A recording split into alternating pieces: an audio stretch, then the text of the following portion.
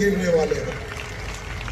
और हमारे प्रधानमंत्री मोदी जी से निवेदन करता हूं कि 500 रुपए के नोट पर हमारे रामचंद्र जी की तस्वीर हो। 500 रुपए के नोट पर हमारे रामचंद्र जी की तस्वीर हो। ये भारत देश में 100 करोड़ हिंदू रहता है।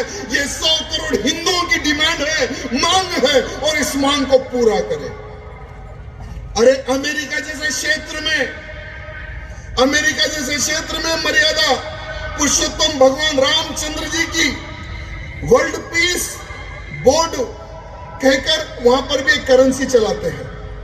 और थाईलैंड में हमारे भगवान विष्णु और ब्रह्मा जी और शिव जी की प्रतिमा को वहां कर भी करेंसी में चलाते हैं।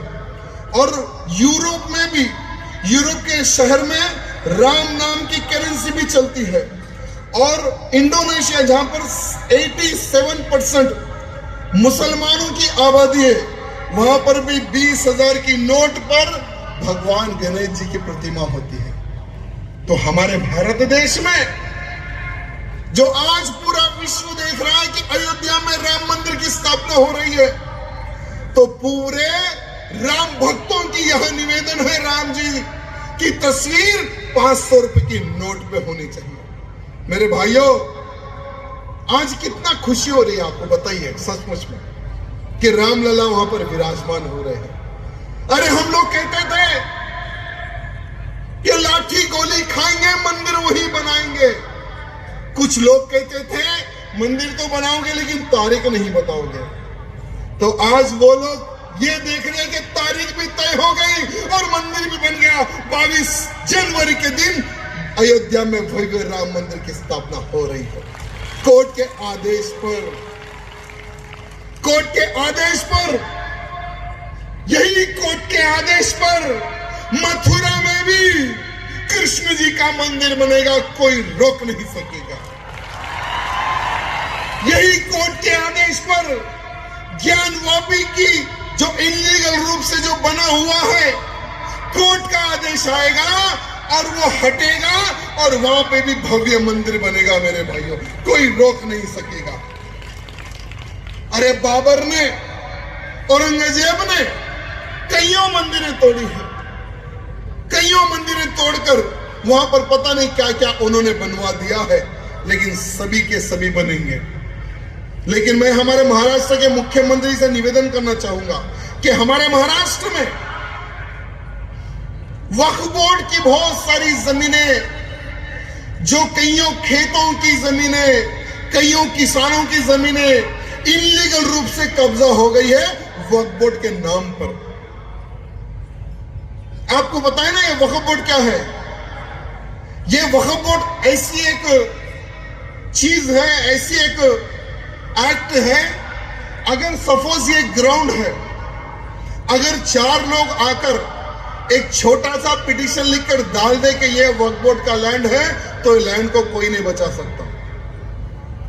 भारत के संविधान में कहीं पर भी ये नहीं लिखा हुआ है कि एक बार वक्फ बोर्ड क्लेम कर दे तो उसको कोई नहीं बचा सकता। उतना स्ट्रॉन्ग वक्फ बोर्ड के कानून को बनाकर चले गए हमारे चिच्चा नेहरू जी। हमारे चिच्चा नेहरू जी को बहुत प्यार था।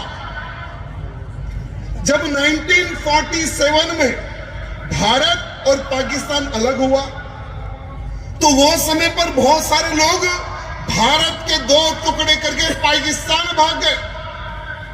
तो हमारे चिच्चा नेहरू जी ने ये सोचा कि ये जो पाकिस्तान भाग गए, इनकी जमीन को हम कैसे बचाया जाए।